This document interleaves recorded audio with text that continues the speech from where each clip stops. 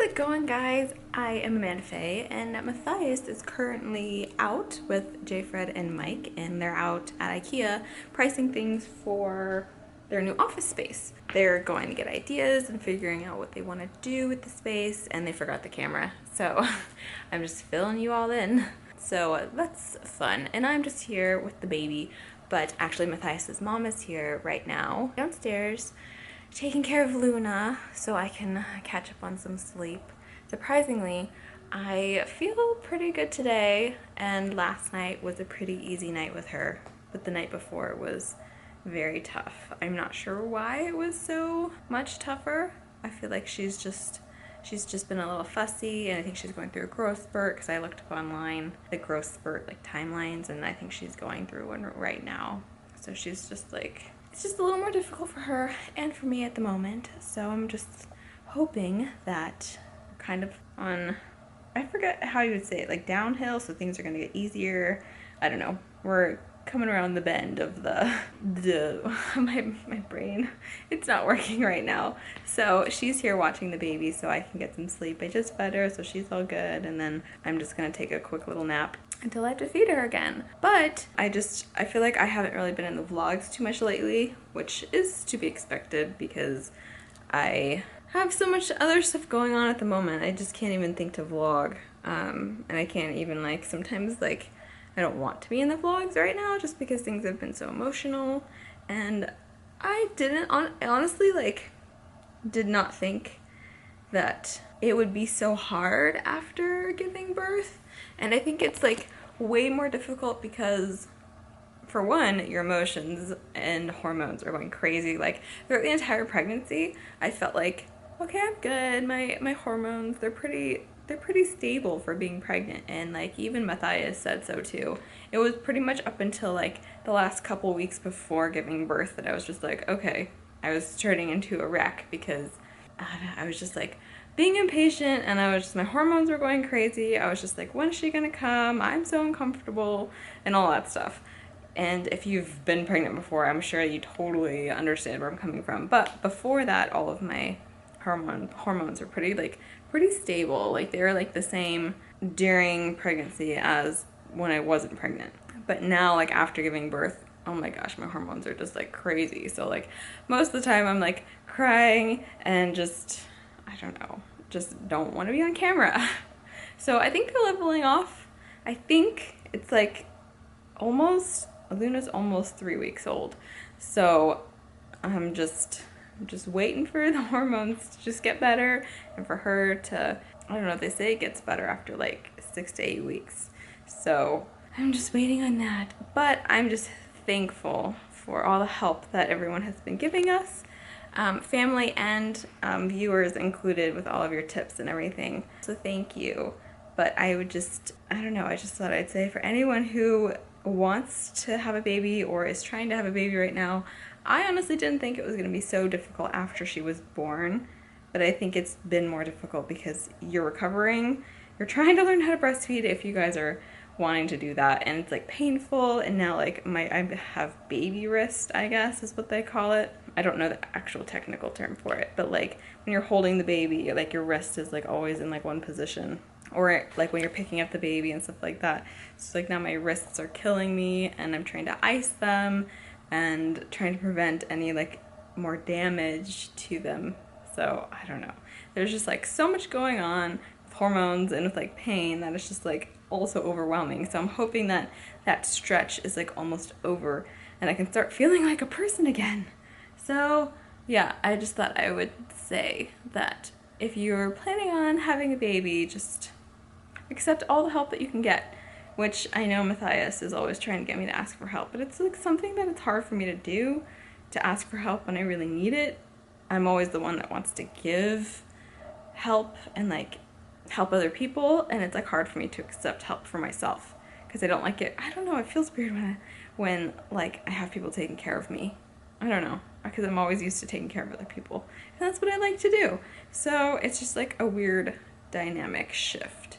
So I don't know. So that's where I'm at the moment. I'm trying to do stuff that I still like to do, but I read a comment from a viewer yesterday. I can't remember on which video it was from, but they're like, you're gonna have so much time. After the first few months, it's just gonna get easier for you to just do everything that you wanna do, but right now you just need to sleep when baby sleeps and take care of yourself, which I like to do, but a part of me just wants to like do what I still wanna do. But it's hard to like balance the two and still feel sane because I'm not on caffeine still because of breastfeeding, and it's just, I don't know. Things are hard, but they're gonna get better. So sorry for this like real talk. I kind of like, because I was like watching 16 and Pregnant, you know, like at the end of that show they always do like the confessional kind of thing with the moms, and I kind of feel like that's what I'm doing right now. But yeah. So for any of you who are new moms or wanting or had kids and are moms, leave a comment down below for anybody who is considering having a family, like what best advice you would give them, like for postpartum or for like labor and delivery and stuff like that, because I'm curious and I want to know what you guys have to say. I think my advice would just be expect to be overwhelmed and tired and just have everything set up so when you come home from the hospital or from wherever you're giving birth, everything is just ready for you to go and be ready for the baby. Because when we came home from the hospital, I still hadn't done a bunch of stuff that if I realized I knew how hard it was going to be, I would have set up. Like I didn't have like the diaper pail set up and stuff, and I didn't have enough diapers, and I didn't have a lot of stuff that I needed and I didn't think I needed. So I didn't have a rocker or a swing, so we ended up buying one like, I don't know, the next day or something like that, and we're just super tired trying to set everything up after having the baby and after staying up for like 72 hours and stuff like that during labor and stuff. So it's just like we were just super unprepared, and I guess I just didn't think it was going to be so difficult, and then I thought I could handle it, but I just couldn't. So that is my advice to you. Just be prepared. Yeah, I'm gonna go take a nap right now, maybe eat some food because I'm starving. I feel like I haven't eaten in forever, and I'll check back in with you guys in a little bit. The day is now over. Haven't seen me all day. I've had a pretty full day. Went to IKEA to price a bunch of stuff for the office. Gonna try and fill out the office. It's expensive and IKEA's cheap, so we're gonna try and fill, get a bunch of desks and stuff like that. Couch, stuff like that. And Amanda and Luna, how's your day? It was good. Yeah? Yes, a little rough towards the evening. Yeah, what a cutie. What a little cutie. Time for bed though. Time for bed, right? What do you got over there?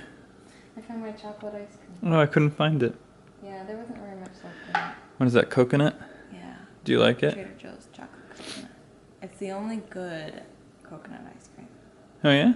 Yeah, it's like really soft and like creamy. Like the So Delicious coconut one is not that creamy. No. Not that great. It's not bad. It's not bad. It's not great. So, my mom came over today. She helped us out a lot. While I was at IKEA, my mom came over and took care of the baby for a little bit and let Amanda sleep. Because this baby does not want to sleep. Look at that little eye poking open there, looking around. She does not want to sleep, does she?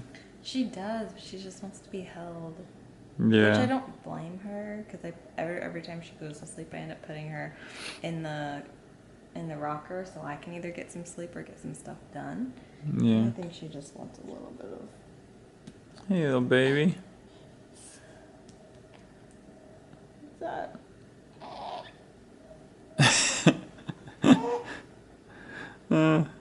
I mean, I don't blame her. I want to be held, right? We all do. We all want to be held. Oh, man. Anyways, guys, super busy day. Tomorrow is Team Edge Day, so it's another busy day. And then Friday, I'm writing all day. Oh, we're supposed to get the keys for the office space soon. We just have to get insurance. An insurance policy or something like that. I don't know, liability insurance before we step on the premises. Sign the lease, paid first month's, last month's, and security deposit. So all I want is the keys though, to actually get in there and start working on it. Because I guarantee you it's not gonna be a month to 2 months until 2 months? well, I mean, people are gonna move in their desks and that's it but it's not going to be like a properly functioning like facility for at least 2 months, at least. Hey there, baby. She'll sleep. Not really. She's like threatening sleep. Threatening. Yeah, that's a good word. But not actually doing it. Anyways, guys, thank you so much for sticking around with us while these videos just become kind of like, they're just a mess right now. And that's kind of how we're feeling though. Yeah, exactly. I feel like a mess. Yeah. I mean, you're still wearing your robe. I'm still wearing my pajamas. From this morning. It's just like, I don't know, the days all blend together and it's just like, I don't know. Sometimes I'm just too tired to actually care. Yeah. I don't know. I'm just a milk machine. Yeah, it's been crazy, you know. It's definitely been crazy because we've just been trying to get as much sleep as possible and clearly not getting enough sleep, but that's to be expected. And you know, the thing is, for me, it's like more of my back that's preventing me from sleeping properly, not her. Look at that face. She's like tripping out over here. So yeah, thanks for sticking around through all of these like weird, like there's like one 20-minute video, then there's like a 2-minute video, and there's like a 10-minute video, and like it's all inconsistent and stuff, but we're trying to find a new normal, you know what I mean? I started sleeping better because we got a new bed. We got like a sleep number bed. Yeah. And I started sleeping better once I figured out what my sleep number was. What is it? It's 80. Yeah, It's see, really firm. I told you you'd like it firmer. Well, yeah, because when we were at the store, the salespeople were like telling us that like the average number is like 35 or 40. Wow. And like a lot of people there were like, yeah, mine's 40. So like I tried sleeping on it when it was like that, and the highest you can go is 100. I was like, oh, this is just so uncomfortable. So I went all the way up to 80 and... So 0 is super soft and 100 is super firm. Yeah, right now 80 is working for me. Yeah, mine's around 75, so it's pretty cool. You can adjust the sensitivity or the firmness of the bed, so that kind of helps with sleep. Also, kind of like raises a little bit more for my back. It's like, yeah, it's similar to a hospital bed that you can like kind of raise it and like raise the feet and stuff like that. I wanted that because A, Amanda breastfeeds, B, my back, and like that 0 gravity position where you're like slightly inclined and your feet are slightly inclined, it puts a lot less pressure on your back. But I will tell you, when I was in the hospital, those hospital beds were like comfortable and convenient. Yeah? They were like so comfortable, surprisingly. Yeah? Yeah, because I could only really sleep on my back. I couldn't like, and it was really hard to turn. Yeah, so question of the day. I'm going to throw you a question of the day. What is your normal? I'm curious, schedule-wise. Like, what's your normal? Like, I mean, you know, only give as much information as you want to, but I'm just curious, like, what people's normal is. Like, I bet some people's normal is, like, just crazy different than ours. You know what I mean? Like, people that have, like, graveyard shifts and stuff like that. Oh, yeah. That's crazy. Yeah. Our normal used to be You're kind of doing a graveyard shift right now, though. I'm doing graveyard and I'm doing 24-hour shifts. Yeah, pretty much. Yeah. It's like that one episode of Seinfeld where Kramer is he's like, I'm only going to sleep like 2 hours at a time or something like that. Yeah. And that's how I feel. Yeah. I'm going to sleep about 2 hours at a time. Yeah, so we're trying to find a new normal. And it's proving to be more difficult. But she is only like a couple weeks old, so... Yeah. I feel like we're not really allowed to get a new normal for like months. A month or 2. I think by 3 months they're like on a schedule. Yeah, maybe. We'll see. No, I think that's what I was reading. It was like the average. She's so cute. You can't really train them. She's so cute. She's so precious. Oh, fine. Turn away from the camera. She's like, I've had enough of you people. Like I said, thank you very much for watching, guys. Thanks for being a part of this community. Thanks for being so awesome and giving us so much support and so much love in the comments. Being so supportive. I'm going through like this change. Well, we're going through this change with this beautiful child here. I'm getting a new office space. I just hired a new employee. I'm literally changing a lot of content on my channel we shot the other day, and I think I'm excited for it. So there's just so much crazy change happening. So much crazy change. And it's good, you know? It's good. Never be afraid of change, you know, because change is A, inevitable, and B, not as scary as you think, you know? I used to think that change was bad, you know what I mean? Until I realized that most of the time when things changed, there was there was a positive. There was a really good positive in it. You know, like especially I learned this lesson when I moved. You know, I moved from like California to Florida, and like didn't have a great attitude about it when I was like, I don't know, like in my like was 13, right? Well, that's a hard During age. during puberty and That's a stuff really like that. hard age. I mean, and that's a really hard age and a really big change all at once. So Yeah. it's kind of like your emotions are kind of going crazy and all of that stuff. Yeah, exactly. But I learned that, you know, change isn't all that bad because when I went there, met a lot of great, awesome people and one of the best times of my life. So always be open to change. Yeah, look for the positives in things. And I will see you tomorrow. Don't forget to subscribe if you're new here. All right, high five.